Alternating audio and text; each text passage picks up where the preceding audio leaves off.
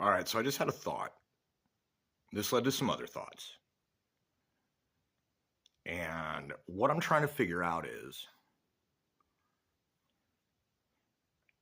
okay,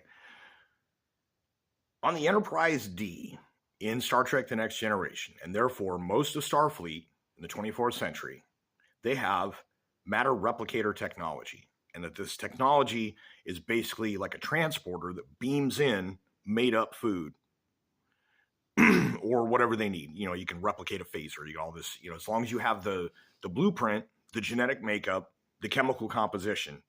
This is like some Full Metal Alchemist type stuff where if you know, you have enough components to build a human body, even if you don't have a soul present, you could build a human body. Okay, so when you get done with your food, anything you don't eat plus the dishes go back into the replicator slot, which it then beams away, right? But where does that go? That's what I want to know. Oh, well, it goes back into the storage for the matter replicators are only possible because they have things like warp technology that you can use a matter replicator on a smaller scale for simpler items only off of like battery power, or even, you know, you could replicate, you know, for a few people for a limited amount of time, as long as you pace yourself on like fusion, because they have fusion reactors too, right? That's the thing. The impulse drive is powered by fusion. The warp drive is powered by the warp core. And a lot of this basically, you matter can neither be created or destroyed. All it can be is transformed and energy, right? They can go back and forth. So you've got excess energy from which you can generate matter. But the thing is, the actual amount of energy required to generate a small unit of matter is quite large, which is why you need a warp core. But then I got to thinking about it.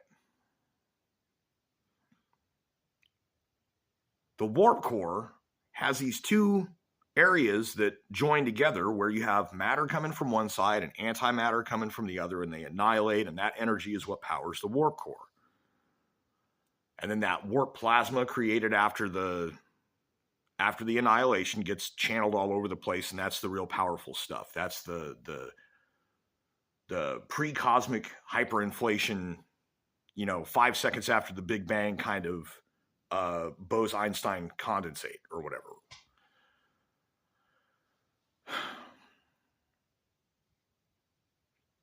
So they've got these fusion reactors powering the magnetic confinement to hold all of this crazy stuff together.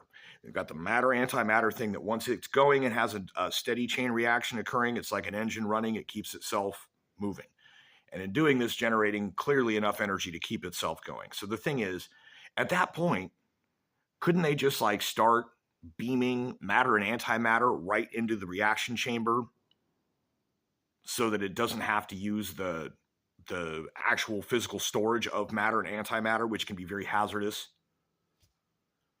Or like, does the leftovers and the dishes you're not using go into the slot in the replicator, and the replicator makes it vanish, and what it does is put it into raw matter form to where it's plopping protons and neutrons or whatever it's shooting at the antimatter reaction?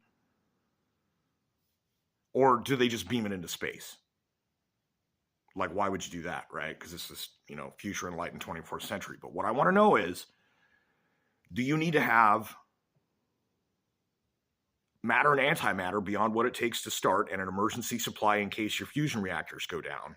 That otherwise you have a fusion reactor that should be capable of kickstarting the matter-antimatter reaction until the warp core from that reaction generates enough excess energy that you can then start using it to power the replicators to continue the matter-antimatter. I'm just curious about that.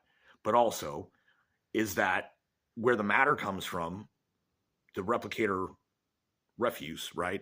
And also the toilets, if you think about it. What do they do there? Do they really flush that around the ship? They really got pipes with sewer and poop going around the ship? No, I don't think so.